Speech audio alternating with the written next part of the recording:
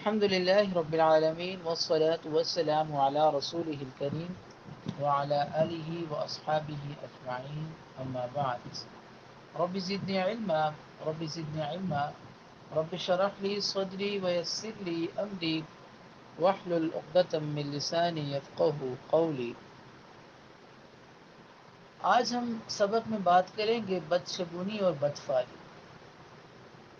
زمانے جاہلیت سے اور آج کے دور میں بھی جو بدشگونیاں اور بدفعلیاں پائی جاتی ہیں، ہم اس کے بارے میں آج کے کورس میں آج کے سبق میں ڈسکس کریں گے. زمانے جاہلیت میں عربوں کے اندر یہ بدشگونی اور یہ جو فعل تھا، بدفعلی، یہ لینے کی بڑی ایک عادت تھی، ایک رسم و رواج تھا. وہاں پر ان کی عادت بن چکی تھی، جب بھی وہ کسی کام کا ارادہ کرتے تو وہ کیا کرتے، کسی پرند کو یا کسی پرندوں کو اڑاتے یا کسی ہرن کو یا کسی اور جانور کو دوڑاتے. اب اگر وہ پرندہ یا جانور دائیں جانب جاتا تو وہ یہ سمجھتے کہ بھائی یہ کام ان کے لیے مبارک ہے، اس کام میں ان کے لیے برکت ہوگی. اور اسی طرح اگر وہ بائیں جانب جاتا تو اس کو اپنے لیے منحوس سمجھتے اور اس کو بدشگونی سمجھتے. یعنی کہ پرندے کا اور جانور کا دائیں جانب جانا ان کے لیے نیک فعلی اور بابرکت عمل تھا، اور پرندے کا اس جانب جانا یا جانور کا اس جانب جانا یا اور بھی اس طرح کے ان کے معاملات تھے تو وہ اس کام کو منحوس جاننے لگ جاتے تھے. حالانکہ نبی کریم صلی اللہ علیہ وسلم نے لا تغیرہ کو جو مفہوم احادیث میں فرمایا، اس سے اس باطل نظریے کی صریح طور پر تردید کر دی. یعنی کہ آپ صلی اللہ علیہ وسلم نے بتا دیے کہ یہ جو بدفعلی ہے، یہ بدشگونی ہے، یہ اس کی کوئی حقیقت نہیں ہے. یہ فقط ان کا ایک توہم ہے، ایک غلط عقیدہ ہے، ایک غلط عقیدہ ہے جو انہوں نے پال رکھا ہے. کوئی حیثیت نہیں ہے اس عقیدے کی، کوئی بھی حیثیت نہیں ہے، اور انہوں نے یہ ایک بنا دیا، ایجاد کر دیا، بالکل باطل ہے، بے بنیاد ہے. اسی طرح آپ دیکھیں، کیونکہ اس طرح کا عقیدہ بالکل ٹھیک نہیں ہے. کامیابی کا ملنا، نفع نقصان، یہ سب اللہ کے فیصلے ہیں. اللہ جس کو چاہے تو اس کو کامیابی دے دے، اللہ جس کو چاہے تو ناکامیاب کر دے. اب پرندے جانور تو اس چیز کا فیصلہ کرنے سے رہے کہ یہ کام آپ کے حق میں بہتر ہے اور یہ کام آپ کے حق میں ٹھیک نہیں ہے. آج کل بھی ایسا ہی ہوتا ہے، وہ جگہوں جگہوں پر وہ طوطے کے ذریعے فال نکالا جاتا ہے کہ بھئی وہ کاغذ نکال کے یا پتہ نہیں گتے نکال کے لاتا ہے. تو اس پر یقین رکھنا اور اس طرح کا کام کرنا اور اس طرح کا عقیدہ رکھنا بالکل ناجائز اور حرام ہے، سخت گناہ والا معاملہ ہے، جس کی تردید آپ صلی اللہ علیہ وسلم نے فرما دی. اب ہم بات کرتے ہیں کہ ہمارے معاشرے میں جو بدشگونیاں کچھ رائج ہیں ان کے بارے میں بات کرتے ہیں.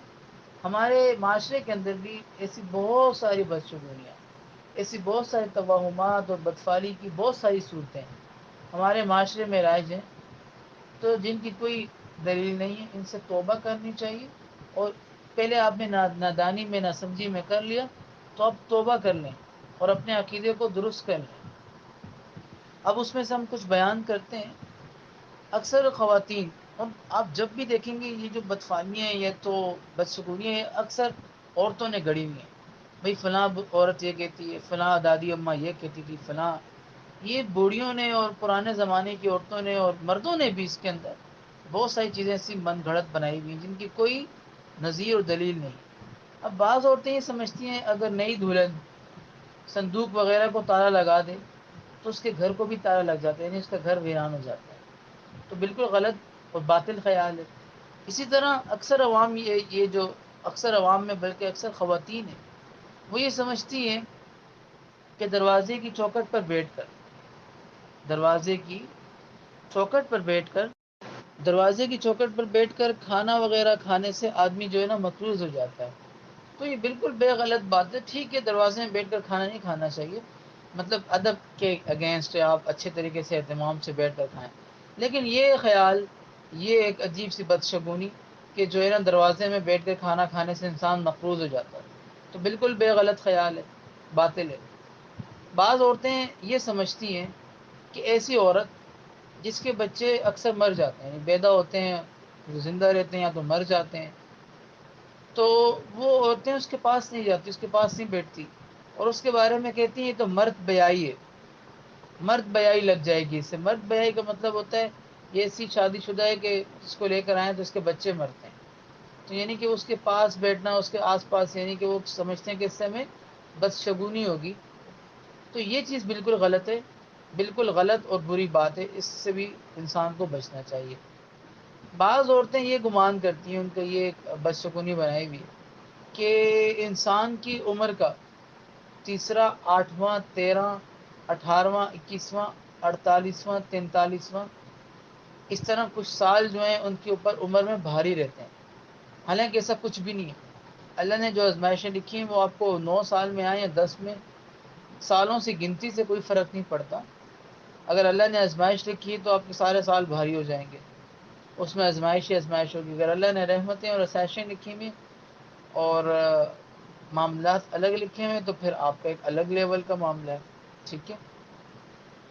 نمبر اس کے بعد ہے کہ بعض عورتیں، بعض عوام یہ سمجھتے ہیں کہ کتا جو روتے ہیں، کتے او قسم کے آوازیں نکال ہوتے ہیں، تو جو کتوں کا رونا ہوتا ہے اس سے بیماری آتی ہے، اس سے کوئی مصیبت آتی ہے، اس لیے کتوں کو بگاؤ. بلیاں بھی رو رہی ہوتی ہیں اس طرح.